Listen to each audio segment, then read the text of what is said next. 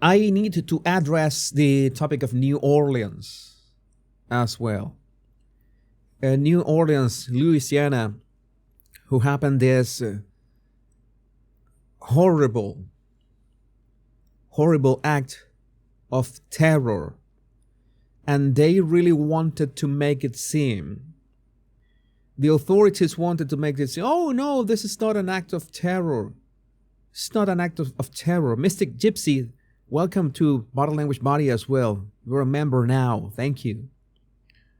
This was an act of terror. I want to read the words of Christine Frueba, who have some encouraging words for New Orleans and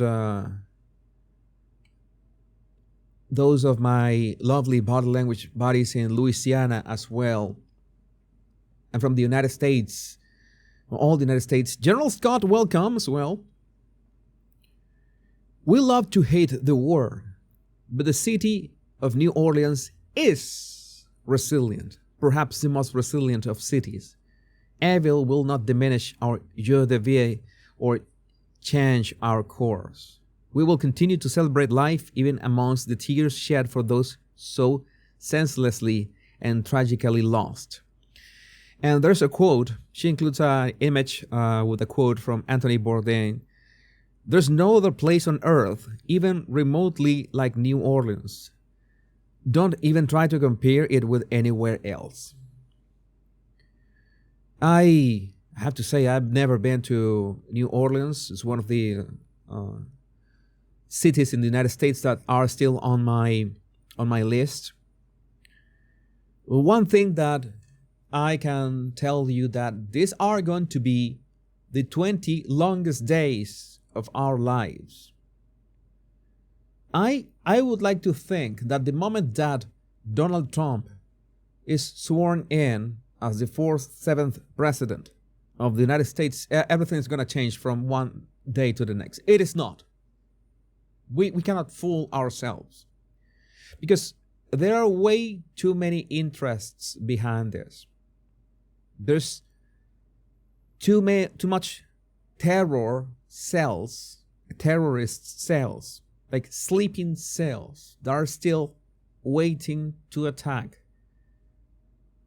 And I don't want to be, oh, you are making people panic. You're making people anxious. I am not making people anxious. It was Joe Biden and Kamala Harris who permitted this, who encouraged this, who made this possible.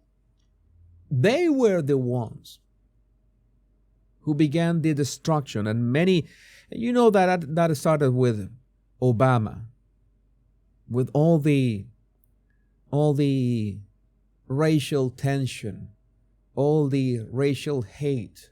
We need to call the things that we need to call a spade a spade. We need to do this. We need to do the right thing and call a spade a spade. Things are not going to improve from one day to the next. We're expecting swift actions. We're expecting things to change, not only in the United States, but the world. Because this happened in New Orleans, but what happened in Germany days before this? What happened in Germany? And why is it always the same people who do this kind of stuff? Why is this disproportionate representation of these people doing this kind of acts?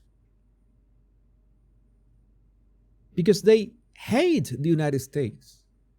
They claim, oh yeah, I want to go to the United States, but they hate the United States. I'm going to tell you something that might be unsettling for many of you, but this is a reality. Many people, they say that migrate to other countries, maybe escaping their current conditions and maybe looking for better conditions. Well, both things can be true at the same time. But they arrive at their host country country, could be the United States, could be the UK, and they look around them, and instead of being grateful of having the opportunity of being if you're in the USA, well, you are in the land, you are literally in the land. Oh my God. My live stream was taken down.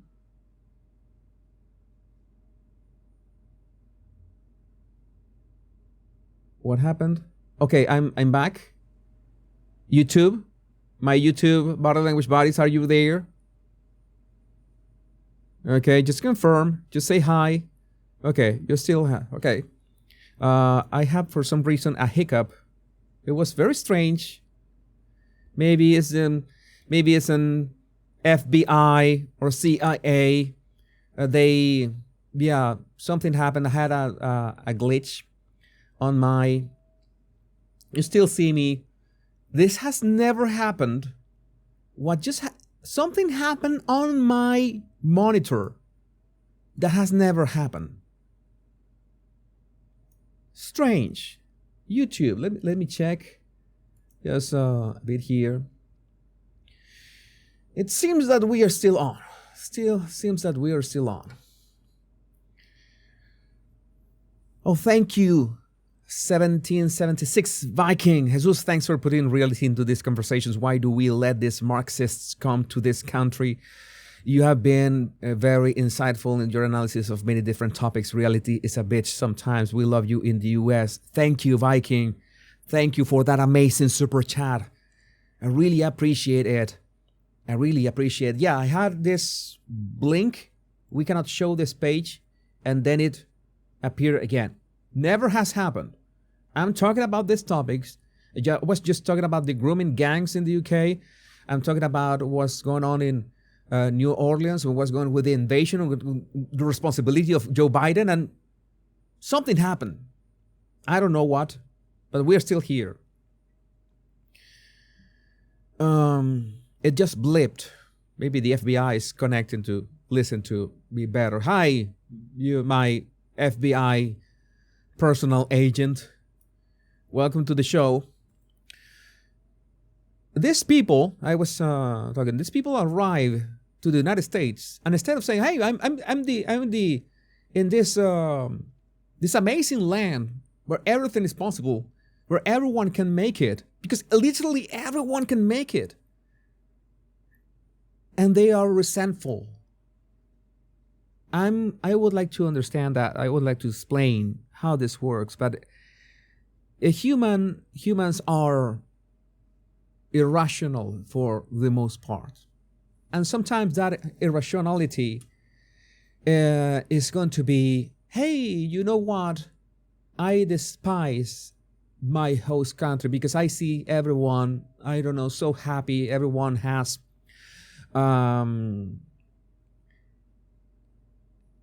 it is like, in my case, there are two things. I was not resentful for the countries that were my hosts when I left Venezuela. I was grateful for two things, and two very concrete things.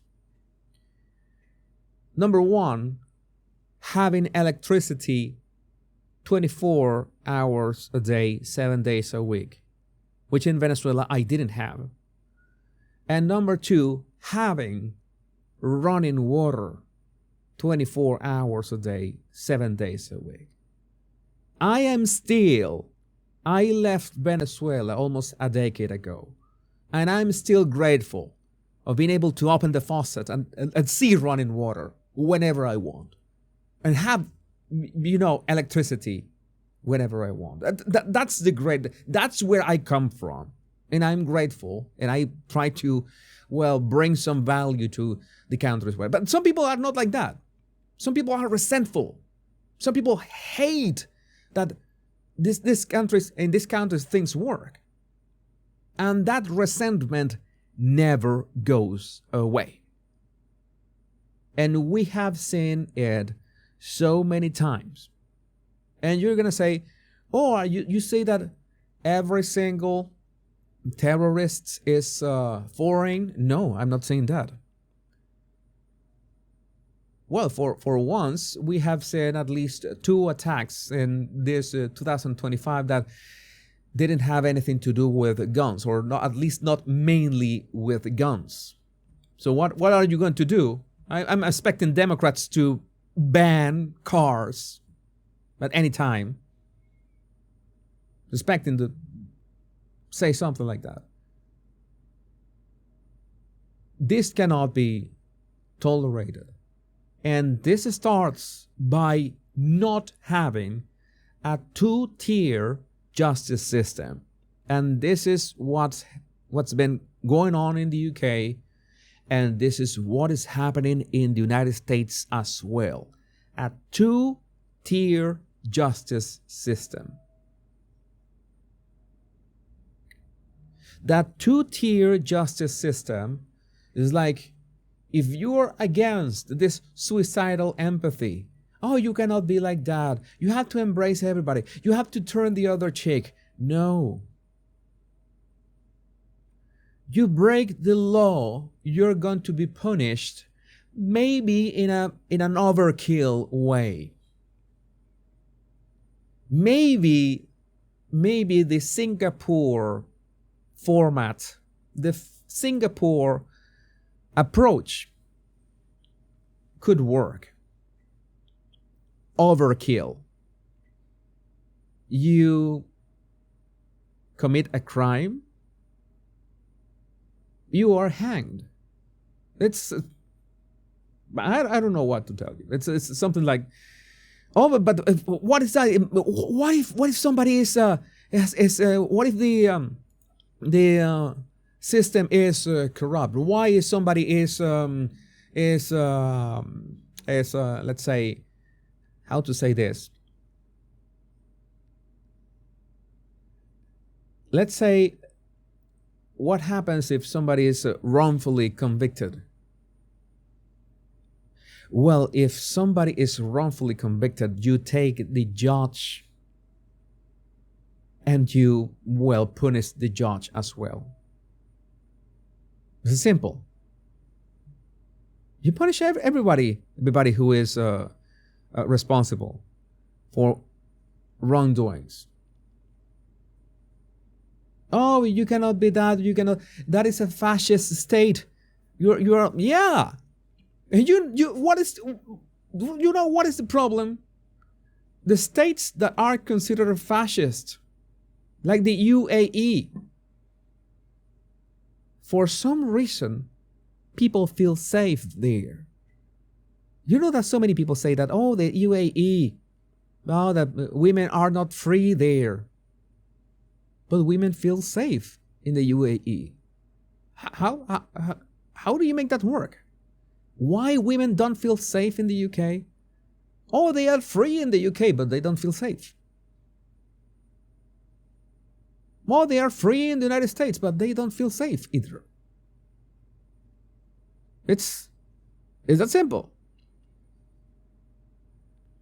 Well, sadly, maybe Singapore is a bit extreme, banning chewing gum. As I don't know if this is true, Princess Dumbarton, but sometimes you have to be extreme because, well, if you're not extreme yourself, your guests are going to be extreme on you. So, yeah, Saudi Arabia is safer than the UK, CNDB as well. It's something that we need to address. We need to address this thing that way. Sometimes we need a fascist state to fix things. We have to go full right wing. Do we really need to do that? What do you think would be the approach to fix this stuff?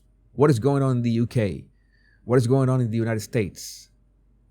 What do you think is, you need to take things easy.